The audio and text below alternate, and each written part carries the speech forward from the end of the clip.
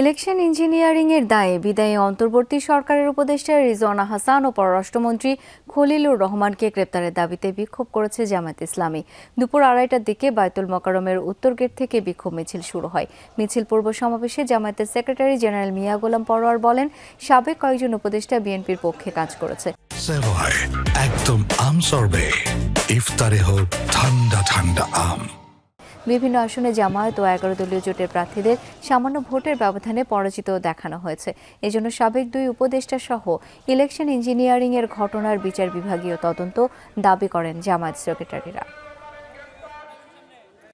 এত বড় ইঞ্জিনিয়ারিং হলো আর আপনি বললেন যে আমরাই স্পেন স্টিম আসতে দেয়নি।